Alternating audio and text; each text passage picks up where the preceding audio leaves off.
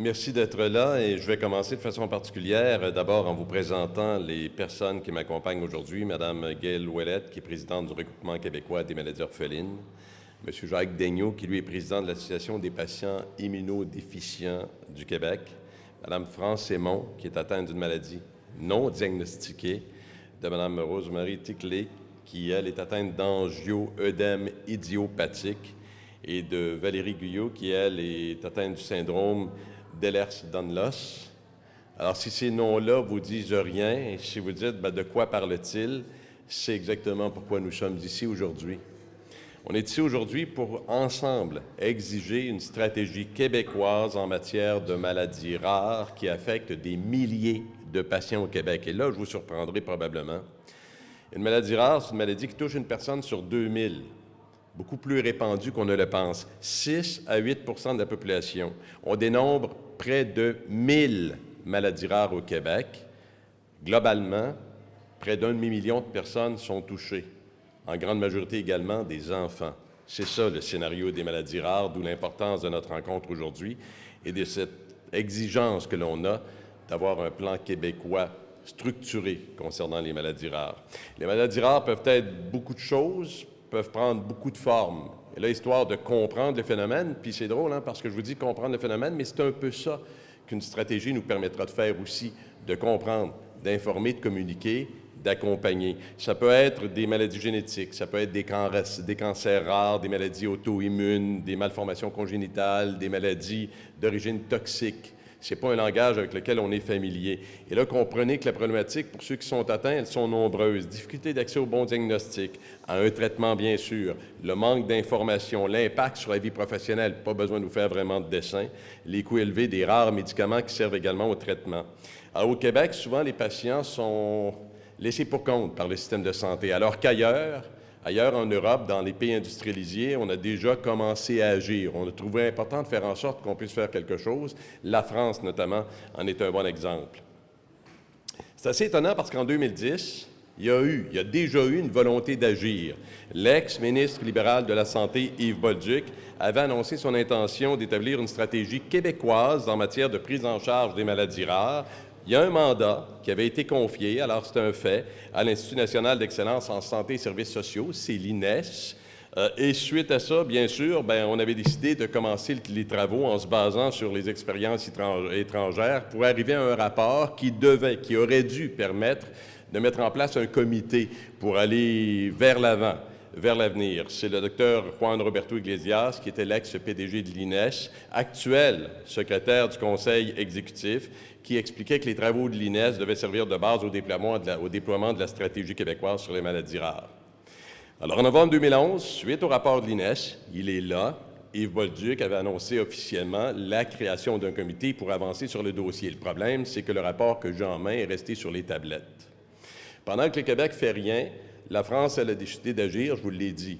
En Europe, on bouge. La France a lancé son plan national sur les maladies rares en 2005, troisième mouture maintenant. Alors, on avance parce que c'est important.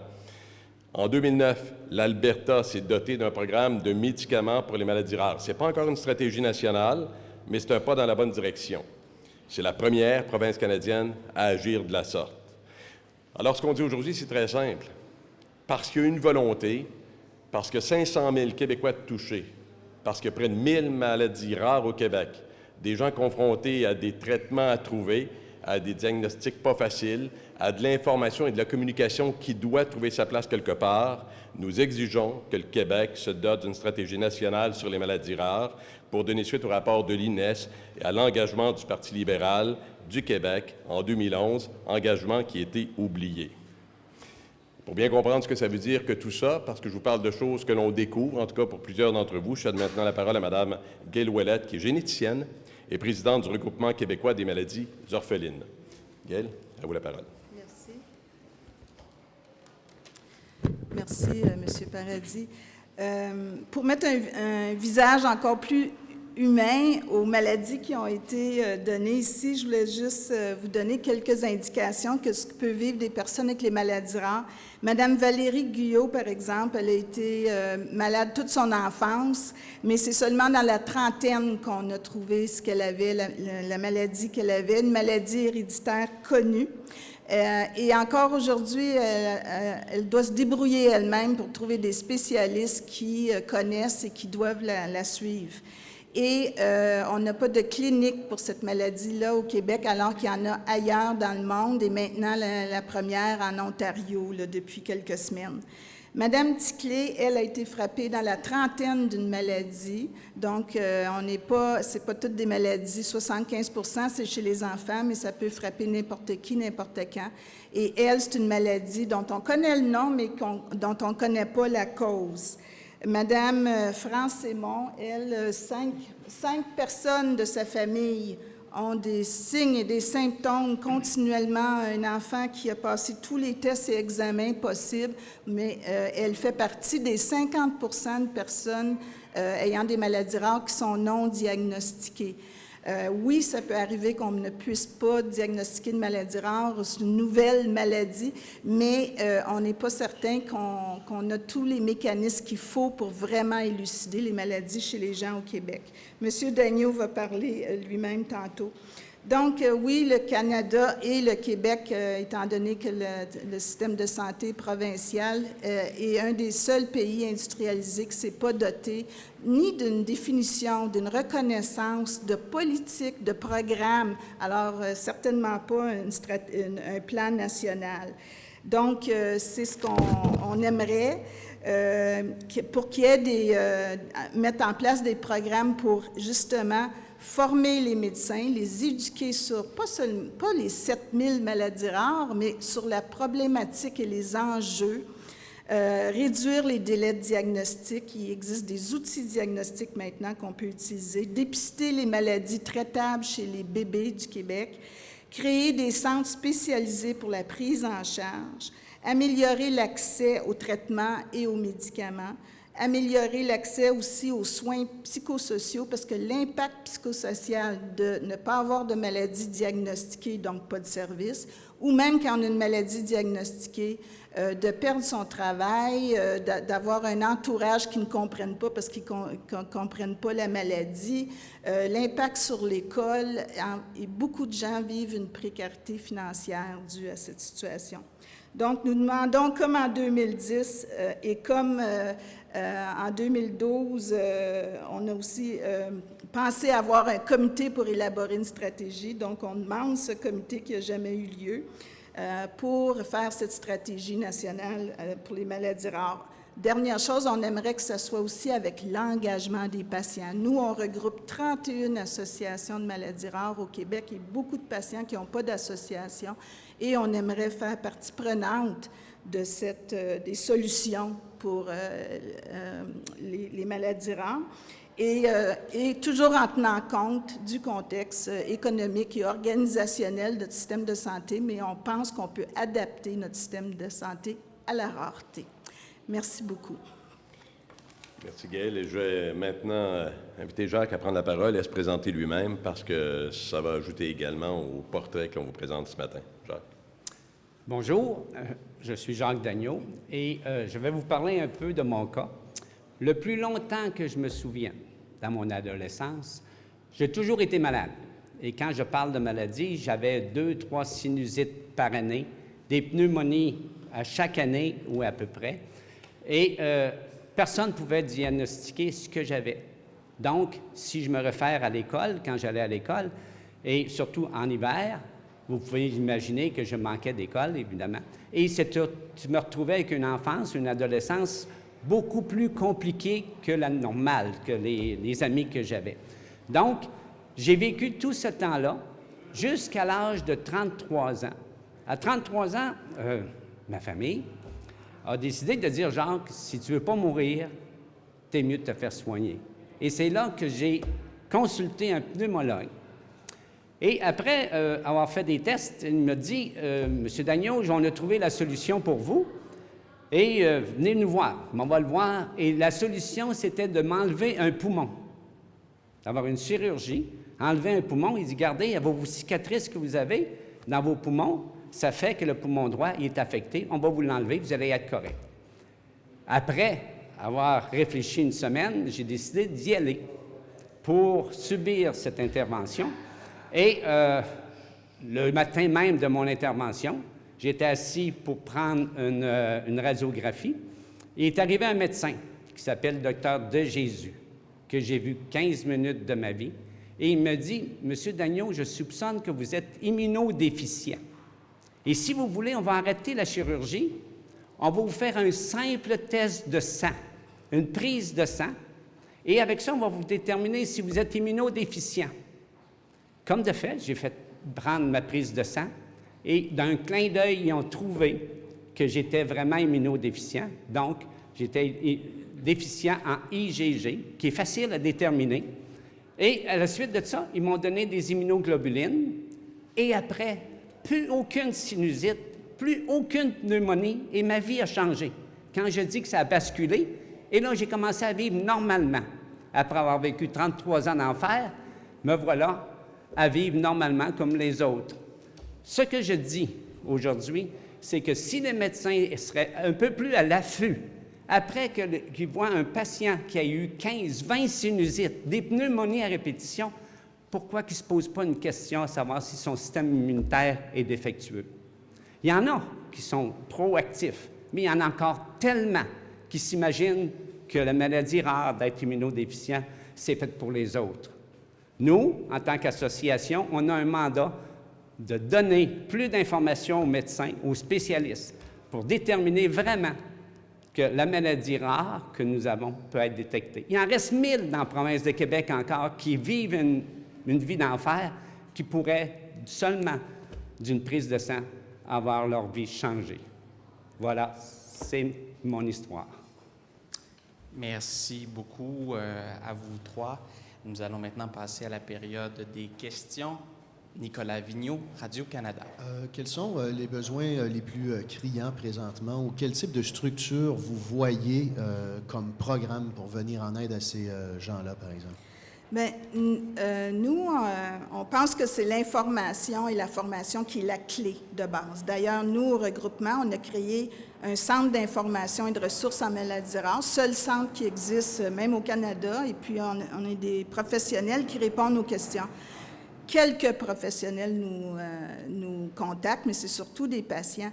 Alors, nous, on pense que si les médecins, les jeunes médecins et puis même les médecins qui pratiquent étaient plus informés sur la problématique et les enjeux, comme je disais, des maladies rares, des outils qui existent pour diagnostiquer, on ne leur demande pas de tout savoir, mais s'il y avait au moins un centre où ça existait, si on a des experts au Québec de certaines maladies, nous, on aimerait qu'ils soient identifiés pour que des médecins dans d'autres hôpitaux, établissements, régions puissent les consulter. On demande évidemment des centres spécialisés et puis on pense aussi que toutes les personnes qui ont une certaine maladie rare puissent voir un spécialiste ou un expert au moins une fois par année, puis qu'il y ait un protocole qui soit écrit pour leur prise en charge, donc qui soit de quelques régions du Québec possible. Aujourd'hui, on peut faire les choses par télémédecine, ce qu'on trouve ne se pratique pas assez dans les maladies rares. Alors ça aussi, c'est facile. Enfin, pour l'accès aux médicaments et aux services sociaux, tous les programmes de services sociaux, c'est que ceux qui analysent les dossiers ne connaissent pas ces maladies-là. Alors là aussi, on demande qu'il y ait une façon à ce que des fonctionnaires, que ce soit pour le régime au régime de retraite du Québec, que ce soit pour les statuts d'handicapés, que ce soit pour le patient d'exception, pour les médicaments, que ce soit des gens qui trouvent l'information, qui vont parler à des spécialistes pour qu'il y ait des bonnes décisions qui soient prises. Donc, il y a toutes sortes de choses qui peuvent se faire déjà dans l'organisation de notre système de santé et c'est ça qu'on demande, sauf qu'il n'y a personne qui s'assoit pour en discuter de ces solutions. Nous, en fait, on a fait un sommet en 2015 dont M. Paradis a fait référence où on a 40 quelques propositions qui sont écrites et qu'on veut discuter. Justement, M. Paradis, est-ce que le gouvernement a la solution? Vous dites qu'il y a un rapport qui existe depuis 2011. Est-ce que c'est un peu décourageant de voir que ça ne bouge pas de ce côté-là? Je vous rappellerai seulement les chiffres, puis ils sont déjà inquiétants en soi. Et seulement les chiffres parlent d'eux-mêmes. Près de 1000 maladies rares au Québec, 6 à 8 % de la population, un demi-million de personnes, 75 % des enfants, suffisamment important pour qu'on décide, en 2010, d'exiger un rapport de l'INES qui a été complété, qui devait donner suite par le biais de la mise en place d'un comité, et soudainement, plus rien. Silence radio. Il est temps maintenant, et là, il faut comprendre que dans le domaine de la santé, l'ignorance, il n'y a rien de plus dévastateur que l'ignorance. Je ne sais pas ce que j'ai, on ne peut pas me traiter, l'information ne passe pas. Ah, tout ça passe par la voie de l'information, de la formation, de la communication pour établir une politique, et les autres l'ont fait. Les autres le font. Je pense que le Québec a tout intérêt maintenant de faire en sorte qu'on puisse aussi suivre le pas et penser à ceux et celles qui aujourd'hui se demandent quel est mon domaine, parce qu'on a l'impression d'être traité dans l'ombre. Il y a eu une volonté, maintenant elle doit s'accomplir. Il y a eu une action, maintenant elle doit se poursuivre. Peut-être sur le Conseil national du Parti québécois, je ne sais pas si vous avez regardé ça un peu, tout ce virage vert, là, notamment du Parti québécois, Parti vert, entrepreneur vert, tout devient vert. Votre feeling là-dessus, est-ce que pour vous, le Parti québécois est dans la bonne direction quand, par exemple, il demande notamment à ce que la Caisse de dépôt retire tous ses investissements reliés aux entreprises qui sont dans le domaine du pétrole? Vous savez, le Parti québécois est en train de penser à des actions, tente de se redéfinir. C'est le jeu de la mouvance, position une journée, une autre le lendemain, accepter, refuser. Moi, je vais laisser au Parti québécois le soin de tenter de se définir. C'est déjà pas mal complexe, je vais vous dire, pas facile à suivre. Ce que je voudrais que de notre côté, cependant, au-delà de ce qui se passe là, on remarque une chose bien évidente. Nous, nos valeurs, notre vision, elle est celle que l'on souhaite pour le changement important en 2018. En 2018, il y aura un message clair et les gens pourront à ce moment-là faire le choix pour le changement que l'on souhaite depuis un demi-siècle maintenant. Et toutes ces décisions abondent dans le même sens.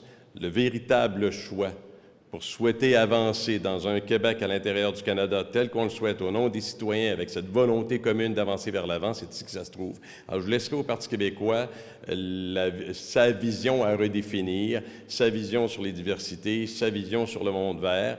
Je pense que d'un autre côté, c'est assez clair. Notre programme est là, notre vision est là. Je pense que de plus en plus, les gens épousent cette vision-là.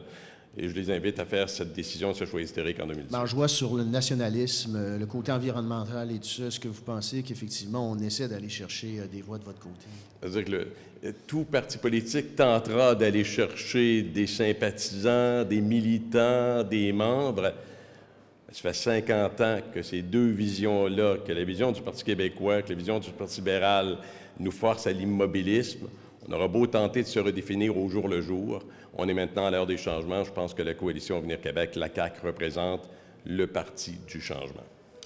Raquel Fletcher, Global, French or English? Yeah. En français, en fait, j'ai une question pour vous, monsieur. Oui. Cet après-midi, le ministre de l'Éducation va faire une annonce par rapport à la maternelle à 4 ans. Ça, c'est quelque chose que la CAQ a toujours poussé le gouvernement de le faire. On ne sait pas les détails en ce moment. Mais est-ce qu'il y a aussi un avantage au Québec si on a la maternelle à 4 ans pour les jeunes enfants, comme vous avez mentionné, qui manquent un diagnostic ou qui sont atteints d'une maladie rare? Bien, vous savez, mon collègue Jean-François Roberge, qui en a fait grand état, et là, on verra ce qui sera annoncé, mais dans les faits même, le fait de pouvoir avoir un environnement qui suit l'enfant, permettant de jeter un œil sur ses progrès au quotidien, en temps réel, permet souvent de jeter un œil sur une problématique à laquelle on devra s'adresser. Alors, plus le jeune, plus l'enfant sera accompagné, sera dans un mode d'intervention avec les professionnels nécessaires, bien, plus on avancera vers un phénomène de prise en charge si le besoin exprimé par l'enfant est celui-là. Alors, c'est bien évident que dans notre tête à nous, l'accompagnement de l'enfant le plus tôt possible permet de faire changer la vie pour demain. Qu'est-ce que vous pensez aussi, parce que le ministre, il a fait une autre annonce ce matin, puis il a fait une autre annonce en après-midi, c'est la dernière semaine de la session. Est-ce qu'il essaie d'acheter des votes, par exemple? C'est quoi votre impression de ça? Écoutez, vous aurez remarqué que les ministres du gouvernement sont très actifs partout sur le territoire, hein? Et assurément, maintenant, on tente de séduire par des annonces, par des actions. C'est la façon de faire, parce qu'au-delà de ça, je pense que le gouvernement est bien conscient de de la volonté qu'ont les Québécois maintenant, ce vent de changement qui souffle de plus en plus fort, et sont maintenant conscients de cette réalité. La CAQ est le changement. La CAQ incarne le changement, et ce n'est pas à coup de promesses, je pense, dans un cadeau de fin d'année qu'on permettra de séduire davantage les électeurs et les électrices du Québec. Merci beaucoup. Bonne journée. Merci beaucoup. Merci tout le monde.